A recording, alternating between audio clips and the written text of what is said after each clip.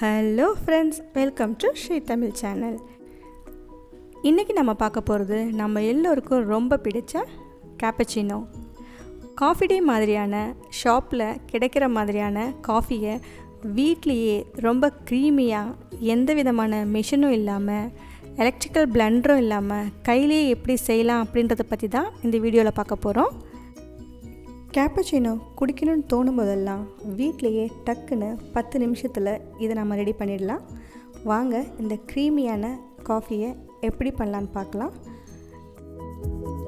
இந்த காஃபி பண்ணுறதுக்கு முதல்ல இந்த மாதிரி ஒரு டப்பர்வேர் கிளாஸோ இல்லைன்னா மூடி போட்ட ஏதாவது ஒரு பாட்டிலோ கூட எடுத்துக்கலாம்.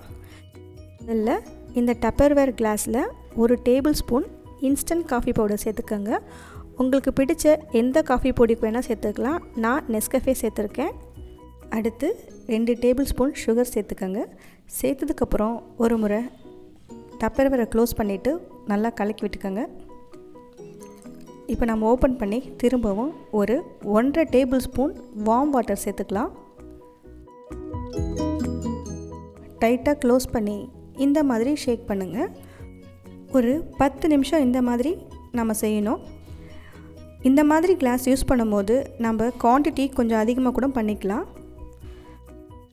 இப்போ பார்த்திங்கன்னா 2 நிமிஷம் ஆயிடுச்சு. இப்போ ஓப்பன் பண்ணி பார்த்தா இந்த மாதிரி இருக்கும். சுகர் ஓரளவுக்கு கரைஞ்சிருக்கும். அடுத்து நாம் இதை திரும்பவும் க்ளோஸ் பண்ணிவிட்டு திரும்பவும் ஷேக் பண்ண ஆரம்பிக்கலாம். நாம் ஜாலியாக டிவி பார்த்துட்டே கூட இந்த வேலையை செய்யலாம்.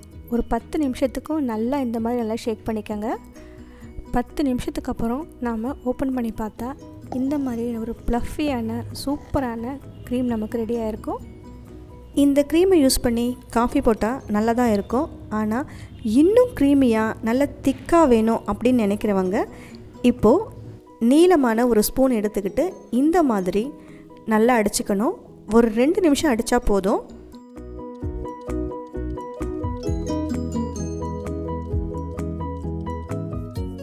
பாருங்கள், 2 நிமிஷத்துக்கு அப்புறம் இந்த மாதிரி நமக்கு வந்துடும். இப்போ நமக்கு ரெடி ஆகிடுச்சு. அடுத்து நாம் இதை எடுத்து தனியாக வச்சுட்டு காஃபி போட ஆரம்பிக்கலாம். இப்போது ரெடி பண்ணி வச்ச க்ரீம்லேருந்து ஒரு 2 டேபிள் ஸ்பூன் எடுத்து ஒரு மக்கில் போட்டுக்கோங்க. அப்புறம் சூடான பாலை இப்போ நாம் அதில் சேர்த்துக்கலாம். இதில் சுகர் கொஞ்சம் மீடியமாக தான் இருக்கும். உங்களுக்கு இன்னும் அதிகமாக தேவைப்பட்டுச்சுன்னா பாலில் இன்னும் கொஞ்சம் சுகர் கலந்துட்டு அதுக்கப்புறம் சேர்த்துக்கோங்க. சேர்த்ததுக்கப்புறம் ஒரு முறை லேசாக கலந்து விட்டுக்கோங்க. அதிகமாக கலக்கக்கூடாது. ஸ்ட்ராங்கான காஃபி ஃப்ளேவர் வேணும்னா இன்னும் ஒரு டேபிள் ஸ்பூன் கூட கலந்துக்கலாம். அது உங்கள் விருப்பம்தான். பால் தண்ணி கலக்காமல் காய்ச்சிருக்கணும். ஃபுல் க்ரீம் மில்க்னா இன்னுமே சூப்பராக இருக்கும். கடைசியாக கொஞ்சமாக காஃபி பொடி எடுத்து ஒரு ஃபில்டரில் போட்டு லேசாக அது மேலே பரவன மாதிரி ஸ்ப்ரெட் பண்ணிக்கோங்க.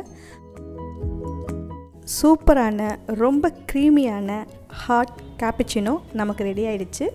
இதை நீங்கள் வீட்டில் செஞ்சு பார்த்துட்டு எப்படி இருக்குன்னு சொல்லுங்கள். தேங்க்ஸ் ஃபார் வாட்சிங்.